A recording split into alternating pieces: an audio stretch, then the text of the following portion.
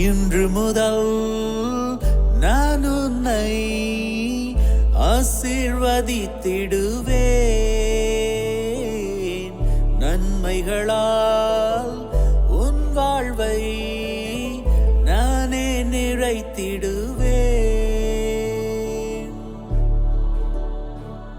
இன்றைய நாள் உங்கள் அனைவருக்கும் ஆசிரின் நாளாக அமைய உங்களுக்காக ஜெபித்து நிற்கும் நான் உங்கள் அன்பின் அருட்தந்தை ரமேஷ் கிறிஸ்டி. இன்று முதல் நான் உன்னை ஆசீர்வதித்திடுவேன். நன்மைகளால் உன் வாழ்வை நானே நிறைத்திடுவேன். ஆண்டவரது இல்லத்தில் நடப்பட்டிருக்கும் பொழுது வாழ்நாள் எல்லாம் செழிப்புற்று இருப்பீர்கள். தந்தை, மகன், தூய ஆவியாரின் பெயராலே ஆமென். நம் ஆண்டவராகிய இயேசு கிறிஸ்துவின் அருளும் கடவுளின் அன்பும் தூய ஆவியாரின் நட்புறவும் உங்கள் அனைவரோடும் இருப்பதாக, ஆன்மாவோடும் இருப்பதாக. பலியிலே கலந்து கொள்ள தடையாக இருக்கும் மீறுதல்கள் பலவீனங்களுக்காக மனம் வருந்துவோம், மன்னிப்பு வேண்டி செபிப்போம்.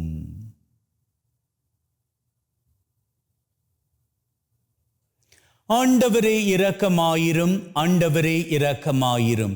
கிறிஸ்துவே இரக்கமாயிரும், கிறிஸ்துவே இரக்கமாயிரும். ஆண்டவரே இரக்கமாயிரும், ஆண்டவரே இரக்கமாயிரும். எல்லாம் வல்ல இறைவன் நம் மீது இரக்கம் வைத்து நம்முடைய மீறுதல்கள் பலவீனங்களில் நமக்கு விடுதலை தருவாராக. ஆமென். ஜெபிப்போமாக.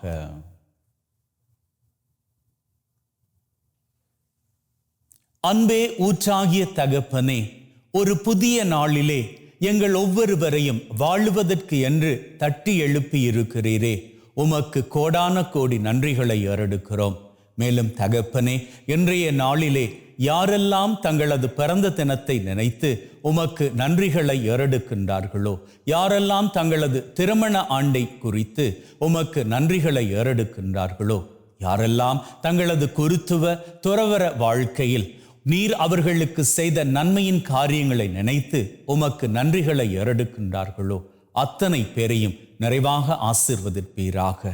இன்று யாரெல்லாம் உம்முடைய தயவு வேண்டி நிற்கின்றார்களோ, அவர்கள் அத்தனை பேருக்கும் உம்முடைய கிருபையை நிறைவாக தந்தரள வேண்டும் என்றும், எங்களோடு கூடவே நீர்தாமே வழிநடந்து எங்கள் அத்தனை பேரையும் உம்முடைய செட்டையின் மறைவில் வைத்து பத்திரப்படுத்தி பாதுகாத்து பராமரித்து வழிநடத்தி காத்தருள வேண்டும் என்று உம்மோடு தூயாவியாரின் ஒன்றிப்பில் இறைவனாய் என்றென்றும் வாழ்ந்து ஆட்சி செய்கின்றவர் வழியாக உம்மை மன்றாடுகின்றோம். ஆமென். இறைவாக்கினர் எரேமியா நூலிலிருந்து வாசகம். ஆண்டவர் என்னிடம் கூறியது இதுவே: நீ உனக்காக ஒரு நார்பட்டாலான ஒரு துணியை வாங்கி அதை உன் இடையில் கட்டிக்கொள். அதை தண்ணீரில் நனைக்காதே. ஆண்டவர் சொற்படி நான் துணியை வாங்கி அதை என் இடையில் கட்டிக்கொண்டேன். எனக்கு ஆண்டவர் வாக்கு 2ஆம் முறை அருளப்பட்டது. நீ வாங்கி உன் இடையில் கட்டிக்கொண்ட துணியை எடுத்துக்கொள். எழுந்து பேராத்து ஆற்றுக்குள் செல். அங்கு அதனை பாறை இடுக்கில் மறைத்து வை. ஆண்டவர் எனக்கு கட்டளையிட்டபடி நான் சென்று பேராத்தில் அதனை மறைத்து வைத்தேன். பல நாள்களுக்கு பின்னர் ஆண்டவர் என்னிடம் கூறியது: எழுந்து பேராத்துக்கு சென்று நான் உன்னிடம் மறைத்து வைக்க கட்டளையிட்ட துணியை அங்கிருந்து எடுத்து வா. அவ்வாறே நான் பேராத்திற்கு சென்று அங்கு மறைத்து வைத்திருந்த இடத்தில் இருந்து துணியை தோண்டி எடுத்தேன். அந்த துணியோ எதற்கும் பயன்படாத அளவிற்கு இற்று போயிருந்தது. அப்போது ஆண்டவரின் வாக்கு எனக்கு அருளப்பட்டது. ஆண்டவர் கூறுவது இதுவே: இவ்வாறே யூதா எருசலேமின் ஆணவத்தை அழிப்பேன். என் சொற்களுக்கு செவி கொடுக்காத மறுத்து தங்கள் இதய பிடிவாதத்தின்படி நடந்து வேற்று தெய்வங்களை பின்பற்றி அவற்றிற்கு ஊழியம் செய்து வழிபட்டு வரும் இத்தீய மக்கள் எதற்கும் பயன்படாத இந்த துணியை போல் ஆவார்கள். துணி ஒருவரது இடையோடு ஒட்டி இருப்பது போல இஸ்ராயேல் யூதா வீட்டார் யாவரும் என்னோடு ஒன்றித்திருக்க செய்தேன். அவர்கள் எனக்கு மக்களாகவும் பெயராகவும் புகழாகவும் மாட்சியாகவும் இருக்க செய்தேன். அவர்களோ எனக்கு செவி சாய்க்கவில்லை என்கிறார் ஆண்டவர். இது ஆண்டவர் வழங்கும் அருள்வாக்கு. இறைவனுக்கு நன்றி. உன்னை என்ற பாறையை புறக்கணித்தாய், உன்னை என்ற பாறையை புறக்கணித்தாய், உன்னை உருவாக்கிய கடவுளை மறந்து விட்டாய். தம் மைந்தரும் தம் மகளிரும் தமக்கு சினமூட்டியதை ஆண்டவர் கண்டு அவர்களை இகழ்ந்து ஒதுக்கினார். உன்னை என்ற பாறையை புறக்கணித்தாய். அவர் உரைத்தார், எனது முகத்தை அவர்களிடமிருந்து மறைத்துக் கொள்வேன். அவர்களது முடிவு என்னவென்று நான் கவனித்துக் கொள்வேன்.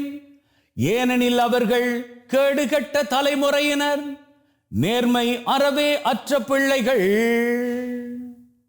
உன்னை என்ற பாறையை புறக்கணித்தாய். இல்லாத தெய்வத்தால் எனக்கு எரிச்சலூட்டினர், அவர்களின் சிலைகளால் எனக்கு சினமூட்டினர். ஒன்றுமில்லாத இனத்தால் அவர்களுக்கு எரிச்சலூட்டுவேன், மதிகட்ட வேற்றினத்தால் அவர்களுக்கு சினமூட்டுவேன். உன்னை என்ற பாறையை புறக்கணித்தாய்.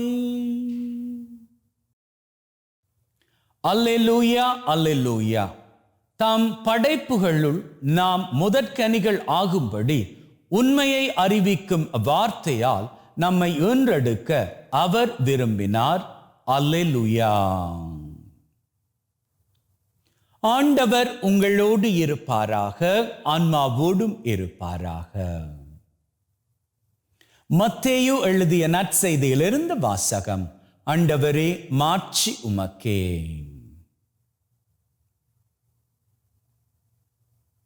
அக்காலத்தில் இயேசு மக்களுக்கு எடுத்துரைத்த வேறு ஒரு உவமை. ஒருவர் கடுகு விதையை எடுத்து தம் வயலில் விதைத்தார். அவ்விதை எல்லா விதைகளையும் விட சிறியது. ஆனாலும் அது வளரும் போது மற்றெல்லா செடிகளையும் விட பெரிதாகும். வானத்து பறவைகள் அதன் கிளைகளில் வந்து தங்கும். அவ்வளவுக்கு பெரிய மரமாகும். விண்ணரசு இக்கடுகு விதைக்கு ஒப்பாகும். அவர் அவர்களுக்கு கூறிய வேறு ஓர் உவமை. பெண் ஒருவர் புளிப்பு மாவை எடுத்து 3 மரக்கால் மாவில் பிசைந்து வைத்தார். மாவு முழுவதும் புளிப்பேறியது. விண்ணரசு இப்புளிப்பு மாவுக்கு ஒப்பாகும். இவற்றையெல்லாம் இயேசு மக்கள் கூட்டத்திற்கு உவமைகள் வாயிலாக உரைத்தார். உவமைகள் இன்றி அவர் அவர்களோடு எதையும் பேசவில்லை.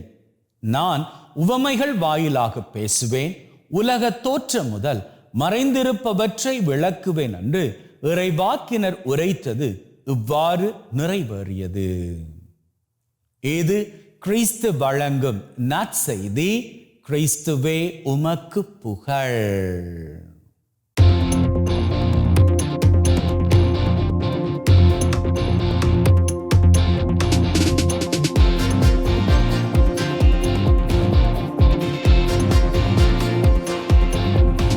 அன்பின் உள்ளங்களை, இன்னைக்கு ஆண்டவராகிய இயேசு கிறிஸ்து கடுகு விதை பத்தி பேசுறாரு.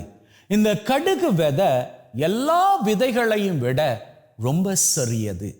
ஆனா அது விதைக்கப்படும் பொழுது அந்த விதை வளர்ந்து உயரங்களை தொடுகின்ற பொழுது எல்லா செடிகளையும் விட, மரங்களையும் விட அதனுடைய வளர்ச்சி மிகவும் அபூர்வமானதாக இருக்கும். அதனுடைய வளர்ச்சியை பார்க்கின்ற பொழுது இந்த சின்னம் சிறு விதையில் இருந்தா இப்பேற்பட்ட பிரம்மாண்டமான மரம் வந்தது அப்படின்னு சொல்லி பார்ப்பவர்கள் பிரமிக்கும் அளவிற்கு அந்த விதையின் வளர்ச்சி இருக்கும் அப்படின்னு இயேசு பேசுறாரு. இயேசு சொல்லிக்கொள்ள விரும்புகிற காரியம் என்ன தெரியுமா? ஆண்டவரது அரசு அப்படி என்பது, விண்ணரசு அப்படி என்பது இந்த சின்னம் சிறிய விதையை போன்றது. அது பார்ப்பதற்கு சின்னம் சிறியதாக இருக்கலாம். ஆனால் அது வளருகின்ற பொழுது எல்லா வானத்து பறவைகளும் வந்து தங்கும் அளவிற்கு அவ்வளவுக்கு பிரம்மாண்டமானதாக இருக்கும் அப்படின்னு அவர் சொல்லுகின்றார். அதாவது அவர் நமக்கு சொல்லி தரக்கூடிய, சொல்ல விளைகின்ற பாடம் என்ன தெரியுமா? நீங்க எந்த ஒரு சின்ன ஒரு நன்மையின் காரியங்களையும் பொருட்படுத்தாமல் விட்டு விடாதீர்கள். அப்படி என்ன நடக்க போகுது? ஏதோ நான் நடந்துட்டு போற வேளையில அந்த தரையில கிடக்கக்கூடிய ஒரு ஆணி, அதை நான் எடுத்து போட்டுட்டு போனா என்ன ஆக போகுது? அதை ஏன் நான் எடுத்து போடணும்? எடுத்து போட்டு விட்டு போங்க. ஏன் தெரியுமா? உங்களுக்கு பின்னாடி அந்த இடத்துல நடந்து வரக்கூடியவர் ஒரு வேளையில காலில் அந்த ஆணி கிழிச்சு அவர் காயப்பட்டு விடலாம். ஒரு வேளையில அவர் சுகர் பேஷண்டாக இருந்தா அந்த காலில் கிழிச்ச ஆணி மூலமாக ஏற்பட்டு இருக்கக்கூடிய அந்த காயம் அவருக்கு ஆறாமல் போய்விட ஒரு வேளையில அந்த காயத்தின் மூலமாக அவர் தன்னுடைய காலையே இழக்க வேண்டி வரலாம். ஆக மொத்தத்தில் நீங்க செய்யக்கூடிய ஒரு சின்ன காரியம் ஒருவரது காலையே காப்பாற்றி விடலாம் அல்லவா? அல்லது போனால் நீங்க ஏதோ வீதியில் இருக்கக்கூடிய ஒரு ஹோம்லெஸ் பர்சன், ஒரு பிச்சைக்காரர் அப்படின்னு வைத்துக் கொள்ளுங்களேன், அவருக்கு நீங்க கொடுக்கக்கூடிய பணம் அது ஒரு 5 ரூபாயோ 10 ரூபாயோ கொடுக்கின்ற பொழுது நீங்க உள்ளத்துல கேள்வி எழுப்பிக்கிட்டு கொடுக்காதீங்க. இதை நான் கொடுக்குறேன், இதை எடுத்துக்கிட்டு போய் அவன் என்ன பண்ண போறான்? ஒரு வேளையில பணமா சேர்த்து அவன் கொண்டு போய் போதைப் பொருள் வாங்கி பயன்படுத்த போறானோ அப்படின்லாம் நீங்க யோசிக்காதீங்க. உங்களது பணி என்ன தெரியுமா? உங்களுக்கு முன்னாடி ஆண்டவர் ஒருத்தரை அங்கு வைத்திருக்கிறார். ஒரு ஹோம்லெஸ் பர்சன் அல்லது ஒரு பிச்சைக்காரர் அப்படின்னு வைத்துக் கொள்ளுங்களேன். உங்களது கண்களில் படும்படியாக அவரை வைத்திருக்கிறார் அப்படின்னு சொன்னா உங்ககிட்ட இருக்கக்கூடிய சிறிய தொகை பணம், அதை நீங்க மனசுல எந்த ஒரு தீமையான எண்ணத்தையும் எண்ணிக்கொள்ளாமல் கொடுத்து விடுங்கள். ஏன்னா உங்களுக்கு தெரியாது, சமயங்கள்ல நீங்க கொடுக்கக்கூடிய அந்த 5 10 அவருக்கு அன்னைக்கு டீ குடிக்கவோ அல்லது ஒரு கொஞ்சோன்னு சாப்பிடுவதற்கோ, ஏன்னா அவர்கிட்ட ஏதாச்சும் சில்லறை இருக்கலாம், அவருக்கு ஒரு 5 ரூபாய் 10 ரூபாய் குறையலாம். நீங்க கொடுக்கக்கூடிய பணத்தை வைத்துக்கொண்டு அவர் ஒரு டீ குடிக்கலாம், அல்லது போனால் அன்னைய வேளை காலை வேளை சாப்பாடு சாப்பிட்டுக்கலாம். ஆகவே நீங்க பண்ணக்கூடிய எந்த ஒரு காரியத்தையும் நீங்க இது சின்ன காரியம் தானே அப்படின்னு நினைச்சு அதை பண்ணாம போய்விடாதீர்கள். உங்களால முடிந்த அளவு நீங்க பண்ணிக்கோங்க. அன்னை தெரேசா என்ன தெரியுமா சொல்றாங்க? நம்ம எல்லாராலையும் பெரிய காரியங்கள் பண்ணிவிட முடியாது, ஆனா சின்ன சின்ன அன்பின் காரியங்களை நாம தாராள உள்ளத்தோடு பண்ணுவோமாக இருந்தால் அங்கே நாம் தெய்வத்தை மகிழ்ச்சி படுத்துகிறோம். அதைத்தான் இயேசு ஆண்டவர் இன்னைக்கு நமக்கு சொல்றாரு. தெய்வத்தின் அரசு நம்முடைய வாழ்க்கையில் ஆசராக விளங்கணும் அப்படின்னு சொன்னா, விண்ணரசு நம்முடைய வாழ்க்கையில் திகழணும் அப்படின்னு சொன்னா, நாம பண்ணக்கூடிய சின்ன சின்ன காரியங்களை உள்ளத்துல உண்மையான அன்போடு நாம பண்ணிப்போம். எந்த ஒரு சின்ன காரியமும் தெய்வத்திடம் ஒரு போதும் உங்களுக்கு கைமாறு தரப்படாத அளவுக்கு அவருடைய ஆசீரான பார்வையிலிருந்து மறைந்து போவது கிடையாது. சின்ன காரியம்தான். அழுகின்ற குழந்தைக்கு நீங்க கொடுக்கக்கூடிய ஒரு சின்ன சாக்லேட், அது ஆண்டவரது உள்ளத்தில் பதிந்து கொள்ளும். உங்களது பக்கத்து வீட்டு பையன் இருக்கிறானே, அவனுக்கு அப்பா கிடையாது, நீங்க ஒரு அப்பாவாக அவனுக்கு ஆசீரின் வார்த்தைகள் பேசுகின்ற பொழுது உங்களை பொறுத்த மட்டும் அது பெரிய காரியம் கிடையாது. ஆனா அவனுக்கு அந்த வார்த்தைகள் ஏதோ தன்னுடைய சொந்த அப்பாவை பேசுவது போன்று இருக்கும். சின்ன காரியம்தான். ஆனா அந்த ஆசீரின் காரியம் உங்களது குடும்பத்தில் உங்களது பிள்ளைகளுக்கு நிறைந்த ஆசீராக திரும்பி வரும். இப்படி மாத்திரம் அல்ல, நீங்க செய்யக்கூடிய சின்ன சின்ன காரியங்கள் மூலமாக ஆண்டவர் நீங்க என்ன காரியங்கள் வேண்டி ஜெபித்தாலும் உடனடியாக நீங்க பண்ணி அந்த சின்ன சின்ன காரியங்கள் எல்லாம் ஒன்று சேர்த்து, வேதம் என்ன தெரியுமா சொல்லுது? ஆண்டவர் நீங்க சிந்தக்கூடிய ஒவ்வொரு துளிய கூட அவர் ஒரு பாட்டில்ல சேமித்து வைக்கிறாராம். அதாவது நம்முடைய கண்ணீர் துளிகளை கூட அவர் சிதற விடாமல் சேர்த்து வைக்கிறாராம். எதற்கு? அதற்கு கைமாறாக ஆசிரின் நன்மையின் காரியங்களை கொடுப்பதற்கு. உங்களது கண்ணீருக்கே அவர் அவ்வளவு கவனம் செலுத்துவாராக இருந்தால் நீங்க பண்ணக்கூடிய சின்ன சின்ன நன்மையின் காரியங்களை அவர் மறந்து விடுவாரா என்ன?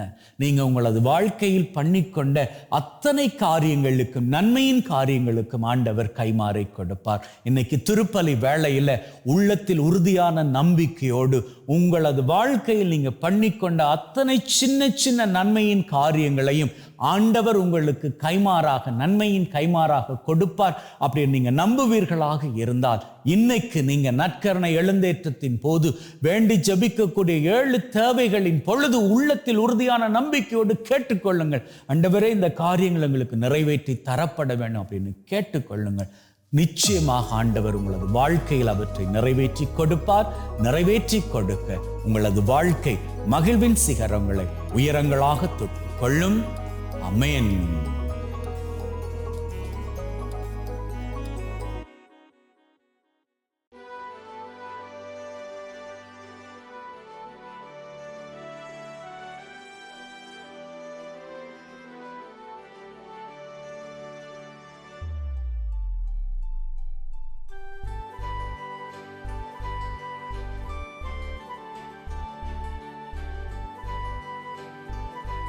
ஆண்டவரே, அனைத்துலக நிறைவா உம்மை போற்றுகின்றோம். ஏனெனில் உமது அருட்பெருக்கில் இருந்த இந்த அப்பத்தை பெற்றுக் கொண்டோம். நிலத்தின் விளைவும் மனிதொழைப்பின் பயனுமாகிய இந்த அப்பத்தை உமக்கு ஒப்புக் கொடுக்கின்றோம். வாழ்வளிக்கும் அப்பமாக மாறும். இறைவன் என்னென்னும் வாழ்த்து பெறுவாராக. ஆண்டவரே, அனைத்துலக நிறைவா உம்மை போற்றுகின்றோம். ஏனெனில் உமது அருட்பெருக்கில் இருந்து இந்த ரசத்தை பெற்றுக் கொண்டோம். நிலத்தின் விளைவும் திராட்சை கொடியின் பயனுமாகிய இந்த ரசத்தை உமக்கு ஒப்புக் கொடுக்கின்றோம். வாழ்வளிக்கும் பானமாக மாறும். இறைவன் என்னென்றும் வாழ்த்து பெறுவாராக.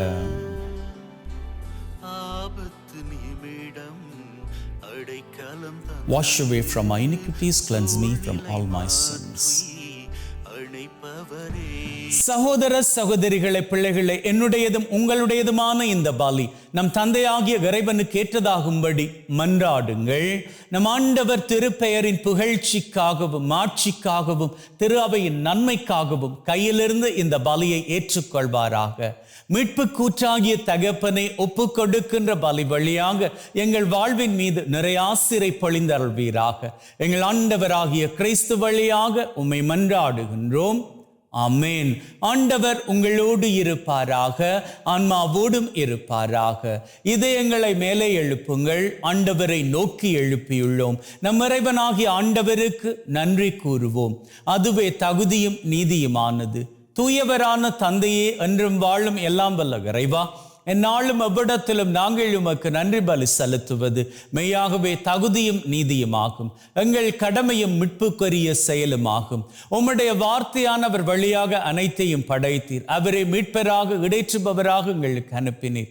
அவர் தூய ஆவியால் கன்னிமரியிடமிருந்து உடலெடுத்து மனிதனானார். சாவை வென்று உயிர்ப்புண்ணென விளங்க செய்தார். ஆகவே வானதூதர் புனிதர் அனைவரோடு நாங்களும் சேர்ந்து உம்முடைய மாட்சியை புகழ்ந்து ஒரே குரலாய் சொல்லுவதாவது: தூயவர் தூயவர் தூயவர், வான் படைகளின் கடவுளாம் ஆண்டவர். விண்ணகமும் மண்ணகமும் உமது மாட்சியால் நிறைந்துள்ளன. உன்னதங்களிலே ஓசன்னா. ஆண்டவர் பெயரால் வருகிறவர் ஆசி பெற்றவர். உன்னதங்களிலே ஓசன்னா. ஆண்டவரே, நிர்மையாகவே தூயவர், தூய்மை அனைத்திற்கும் ஊற்று. ஆகவே உம்முடைய ஆவியை பொழிந்து காணிக்கைகளை தூய்மைப்படுத்த தாழ்மையுடன் வேண்டுகின்றோம். இவ்வாறு எங்கள் ஆண்டவர் இயேசு கிறிஸ்துவின் உடலும் இரத்தமுமாக எங்களுக்கு இவை மாறுவனவாக. அவர் பாடுபட உளம் கனிந்து தம்மை கையளித்த போது அப்பத்தை எடுத்து நன்றி செலுத்தி அதை பிட்டு தம் சீடருக்கு கொடுத்து அவர் சொன்னதாவது: எல்லாரும் இதிலிருந்து பெற்று உண்ணுங்கள், ஏனெனில் இது உங்களுக்காக கையளிக்கப்படும் என் உடல்.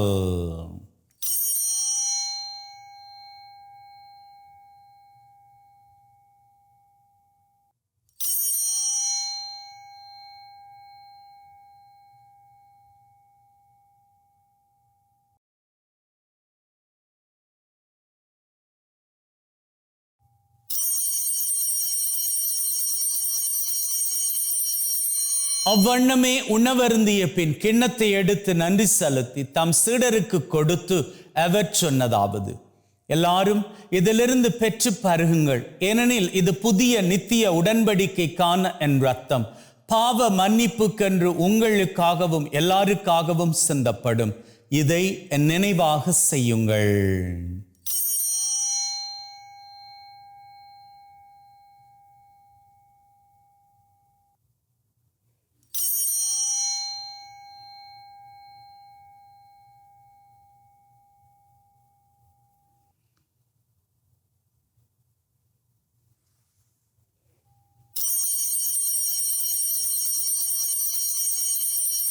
நம்பிக்கையின் மறைபொருள். ஆண்டவரே, நீர் வரும் வரை உமது இறப்பை அறிக்கை செய்கின்றோம், உமது உயிர்ப்பையும் எடுத்துரைக்கின்றோம். ஆகவே ஆண்டவரே, நாங்கள் கிறிஸ்துவின் இறப்பை உயிர்ப்பை நினைவு கூர்ந்து வாழ்வு தரும் அப்பத்தை மீட்பளிக்கும் கிண்ணத்தை உமக்கு ஒப்புக் கொடுக்கின்றோம். திருமண் நின்று உமக்கு ஊழியம் புரிய தகுந்தவர்கள் என நாங்கள் ஏற்றுக்கொண்டீர். எனவே உமக்கு நன்றி செலுத்துகின்றோம். மேலும் கிறிஸ்துவின் உடலிலும் இரத்தத்திலும் பங்கு கொள்ளும் எங்களை தூய ஆவி ஒன்று சேர்க்க வேண்டுமென தாழ்மையுடன் வேண்டுகிறோம்.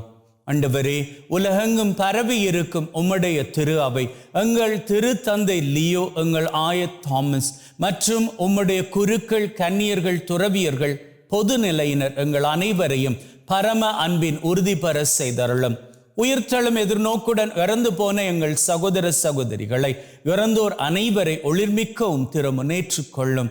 எங்கள் அனைவர் மீதும் இரக்கமாயிரும். கடவுளின் கன்னித்தாயான மாட்சிமிக்க மரியா, அவருடைய கணவரான புனித யோசேப், இவ்வுலகில் உமக்கு உகந்தவர்களாயிருந்த புனிதர் ஆகிய அனைவருடன் நிலை வாழ்வில் தோழமை கொண்டு திருமகன் கிறிஸ்து வழியாக உம்மை புகழ்ந்தேற்றும் வரமருள உம்மை மன்றாடுகின்றோம். உள்ளங்களே, ஆண்டவராகிய இயேசு கிறிஸ்துவின் பிரசன்னத்தில் நம்முடைய தேவைகளை சமர்ப்பிப்போம். முதலில் இன்றைய நாளுக்கான தேவை.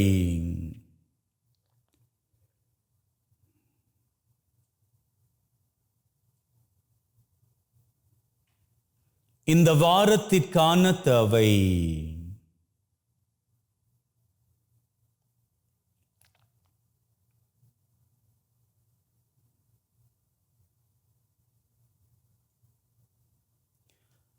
இந்த மாதத்திற்கான தேவை.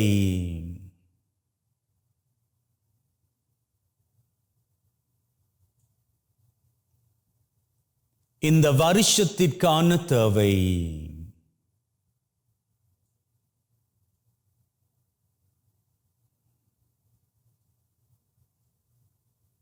உள்ளத்தின் ஆழத்தில் இருக்கக்கூடிய 3 விசேட தேவைகள்.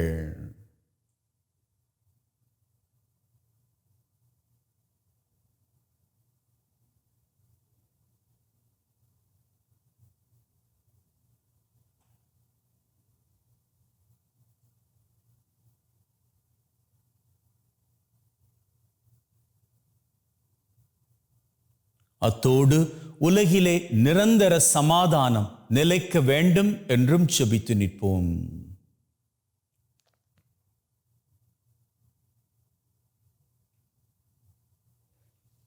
எங்களது தேவைகளை நாங்கள் கேட்ட மாத்திரத்திலேயே தெய்வம் நிறைவேற்றி கொடுத்து விட்டார் என்கின்ற உள்ளத்து வைராக்கியத்துடன் அவர் புகழை வணக்கமாக ஏறெடுப்போம். இவர் வழியாக, இவரோடு, இவரில் எல்லாம் வல்ல இறைவனாகிய தந்தை, தூய ஆவியின் ஒன்றிப்பில் எல்லா புகழும் மாட்சியும் என்றென்றும் உமக்கு உரியதே. ஆமீன், ஆமீன், ஆமீன். மீட்பரின் கட்டளையால் கற்பிக்கப்பட்டு தேவ படிப்பினையில் பயிற்சி பெற்ற நாம் நம்பிக்கையோடு சொல்வோம். விண்ணுலகில் இருக்கிற எங்கள் தந்தையே, உமது பெயர் தூயது என போற்றப் பெறுக. உமது ஆட்சி வருக. உமது திருவுளம் விண்ணுலகில் நிறைவேறுவது போல மண்ணுலகிலும் நிறைவேறுவதாக. எங்கள் அன்றாட உணவை இன்று எங்களுக்கு அளித்தருளும். எங்களுக்கு எதிராக தீமை செய்வோரை நாங்கள் மன்னிப்பது போல எங்கள் பாவங்களை பொறுத்தருளும். எங்களை சோதனைக்குட்படுத்தாதையும் தீமையிலிருந்து எங்களை விடுவித்தருளும். ஆண்டவரே, தீமை அனைத்திலும் இருந்து எங்களை விடுவித்து எங்கள் வாழ்நாளில் அமைதியை கனிவுடன் அருள உம்மை வேண்டுகின்றோம். உம்முடைய இரக்கத்தின் உதவியால் நாங்கள் பாவத்திலிருந்து எப்பொழுதும் விடுதலை பெற்று யாதொரு கலக்கமுமின்றி நலமாயிருப்போமாக. நாங்கள் எதிர்நோக்கி இருக்கும் பேரின்பத்திற்காகவும் மீட்பராகிய இயேசு கிறிஸ்துவின் வருகைக்காகவும் காத்திருக்கின்றோம். ஏனெனில் ஆட்சியும் வல்லமையும் மாட்சியும் என்றென்றும் உமக்குரியதே. ஆண்டவரே இயேசு கிறிஸ்துவே, அமைதியை உங்களுக்கு விட்டு செல்கிறேன், என் அமைதியை உங்களுக்கு தருகிறேன் என்றும் திருத்தூதர்களுக்கு சொன்னீரே. எங்கள் மீறுதல்கள் பலவீனங்களை பார்க்காமல் உம்முடைய திரு அவையின் நம்பிக்கையை கண்ணோக்கி அதற்கு அமைதியும் ஒற்றுமையும் தந்தருள திருவிழம் கொள்வீராக. என்றென்றும் வாழ்ந்து ஆட்சி செய்கின்றவர் நீரே. ஆமேன். ஆண்டவருடைய அமைதி உங்கள் அனைவரோடும் என்றும் இருப்பதாக, ஆன்மாவோடும் இருப்பதாக. ஒருவர் ஒருவருக்கு கிறிஸ்துவின் அமைதியை பகிர்ந்து கொள்வோம்.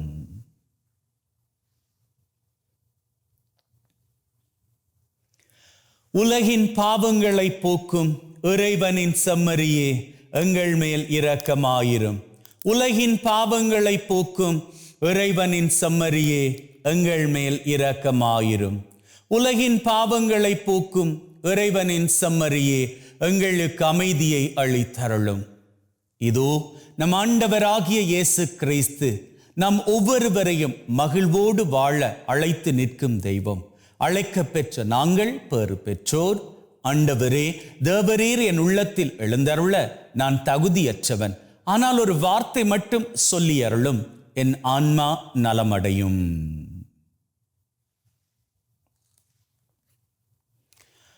May the mingling of this body and blood of Christ bring me everlasting life. Amen.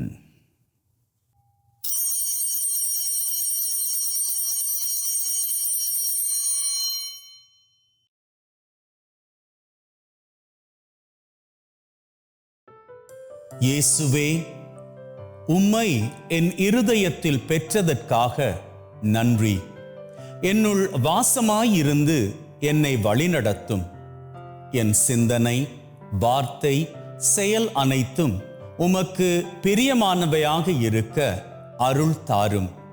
என்னை உம்மை விட்டு பிரியாதபடி காத்தருளும். ஆமேன். ஜெபிப்போமாக.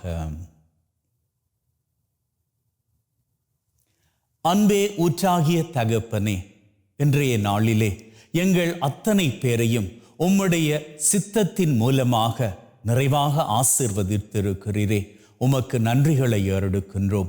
மேலும் தகப்பனே, நம்பிக்கையோடு நாங்கள் 8 தேவைகளை பாதம் சமர்ப்பித்த வேளையிலேயே அவற்றை நாங்கள் பெற்றுக்கொண்டு விட்டோம் என்கின்ற உறுதிப்பாட்டுடன் இந்த பலியை நிறைவேற்றிவிட்டு எங்களது அன்றாட காரியங்களுக்கு திரும்புகின்றோம்.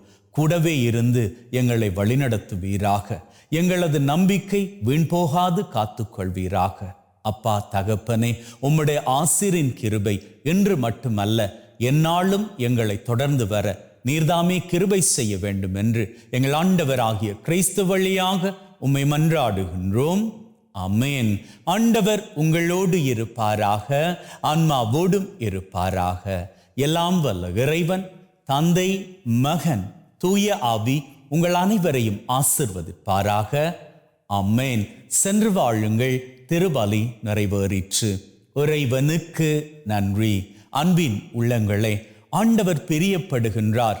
எந்நாளும் மகிழ்ந்திருக்கும்படி உங்களது கவலைகள் எதுவாக இருந்தாலும் அவர் அண்டை கொடுத்து விட்டு நீங்கள் மகிழ்ந்திருங்கள். May God bless you and see you all tomorrow.